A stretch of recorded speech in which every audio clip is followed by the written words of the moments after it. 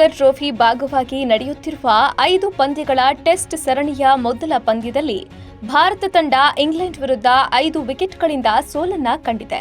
ಗೆಲ್ಲುವ ಪಂದ್ಯವನ್ನ ಭಾರತ ಸೋತಿದ್ಯಾಕೆ ಎಂಬ ಪ್ರಶ್ನೆಗೆ ಉತ್ತರ ನಾವು ಹೇಳ್ತೀವಿ.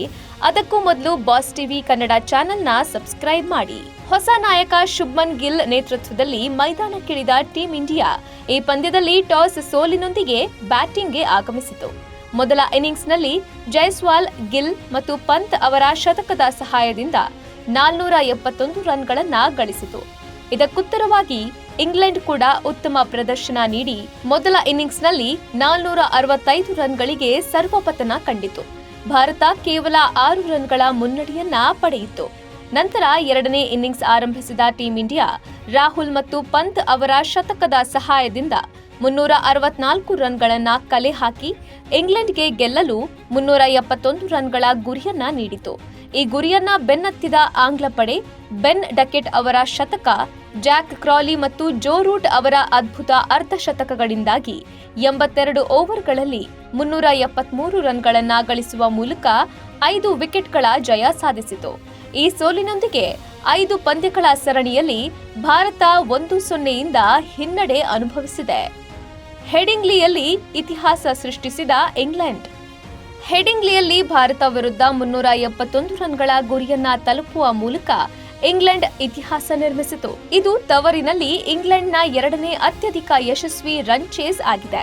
ಜೊತೆಗೆ ಭಾರತದ ವಿರುದ್ಧ ಇಂಗ್ಲೆಂಡ್ನ ಎರಡನೇ ಅತ್ಯಧಿಕ ಯಶಸ್ವಿ ರನ್ ಚೇಸ್ ಇದಾಗಿದೆ. ಇಲ್ಲಿವರೆಗೆ ಟೆಸ್ಟ್ ಇತಿಹಾಸದಲ್ಲಿ ಕೇವಲ 4 ಬಾರಿ ಮಾತ್ರ ತಂಡಗಳು 800 ರನ್ಗಳಿಗಿಂತ ಹೆಚ್ಚಿನ ಮೊತ್ತವನ್ನ ಕಲೆ ಹಾಕಿಯೂ ಸೋಲನ್ನ ಕಂಡಿವೆ. 1948ರಲ್ಲಿ ಇಂಗ್ಲೆಂಡ್ ತಂಡ 861 ರನ್ ಗಳಿಸಿ ಸೋಲನ್ನ ಕಂಡಿತ್ತು. ಇದಾದ ನಂತರ 2022ರಲ್ಲಿ ಪಾಕಿಸ್ತಾನ 847 ರನ್, ನ್ಯೂಜಿಲೆಂಡ್ 837 ರನ್ ಗಳಿಸಿಯೂ ಸೋಲನ್ನ ಕಂಡಿವೆ. ಇದೀಗ ಭಾರತ 854 ರನ್ಗಳೊಂದಿಗೆ ಸೋಲನ್ನ ಕಂಡು ಈ ಪಟ್ಟಿಗೆ ಸೇರ್ಪಡೆಗೊಂಡಿದೆ. ಭಾರತಕ್ಕೆ ಎರಡನೇ ಬಾರಿ ಸೋಲು. ಮೊದಲ ಇನ್ನಿಂಗ್ಸ್ನಲ್ಲಿ ಅತಿ ಹೆಚ್ಚು ಮೊತ್ತ ಗಳಿಸಿದ ನಂತರ ಭಾರತ ಈ ಹಿಂದೆ 2008ರ ಸಿಡ್ನಿ ಟೆಸ್ಟ್ನಲ್ಲಿ ಒಮ್ಮೆ ಮಾತ್ರ ಸೋಲನ್ನ ಕಂಡಿತ್ತು. ಅಂದು ಭಾರತ ಮೊದಲ ಇನ್ನಿಂಗ್ಸ್ನಲ್ಲಿ 532 ರನ್ ಗಳಿಸಿದ್ರೂ ಆಸ್ಟ್ರೇಲಿಯಾ ವಿರುದ್ಧ ಸೋಲನ್ನ ಅನುಭವಿಸಿತ್ತು. ಇದೀಗ ಎರಡನೇ ಬಾರಿ ಸಂಭವಿಸಿದೆ. ಈ ಪಂದ್ಯದಲ್ಲಿ ಭಾರತದ ಪರ 5 ಬ್ಯಾಟ್ಸ್ಮನ್ಗಳು ಶತಕ ಸಿಡಿಸಿದರು. ಯಶಸ್ವಿ ಜೈಸ್ವಾಲ್, ಶುಭಮನ್ ಗಿಲ್, ರಿಷಬ್ ಪಂತ್ ಮತ್ತು ಕೆಎಲ್ ರಾಹುಲ್ ಭಾರತದ ಪರ ಶತಕ ಬಾರಿಸಿದ್ರು. ಪಂತ್ 2 ಇನ್ನಿಂಗ್ಸ್ಗಳಲ್ಲಿ ಶತಕ ಸಿಡಿಸಿದ್ರು. ಆದ್ರೂ ಭಾರತದ ಗೆಲುವಿಗೆ ಇದು ಸಾಕಾಗ್ಲಿಲ್ಲ.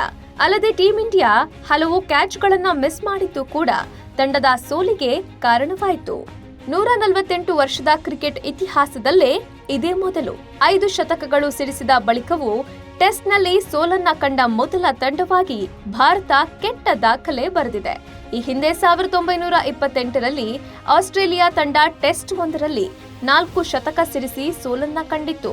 ಇದೀಗ ಭಾರತ ಈ ಕೆಟ್ಟ ದಾಖಲೆಯನ್ನ ತನ್ನ ಹೆಸರಿಗೆ ಸೇರಿಸಿಕೊಂಡಿದೆ. 148 ವರ್ಷಗಳ ಕ್ರಿಕೆಟ್ ಇತಿಹಾಸದಲ್ಲಿ ಇದೇ ಮೊದಲ ಬಾರಿಗೆ 5 ಶತಕ ಸಿಡಿಸಿ ಸೋಲನ್ನ ಕಂಡ ತಂಡವಾಗಿ ಕೆಟ್ಟ ದಾಖಲೆ ತನ್ನದಾಗಿಸಿಕೊಂಡಿದೆ. Bureau report, Boss TV Kannada. Latest ಹಾಗೂ ಇಂಟ್ರೆಸ್ಟಿಂಗ್ ಸುದ್ದಿಗಳಿಗಾಗಿ ಬಾಸ್ ಟಿವಿ ಕನ್ನಡ ಚಾನೆಲ್ನ ಸಬ್ಸ್ಕ್ರೈಬ್ ಮಾಡಿ. ಹಾಗೆಯೇ ಬೆಲ್ ಐಕಾನ್ ಪ್ರೆಸ್ ಮಾಡಿ.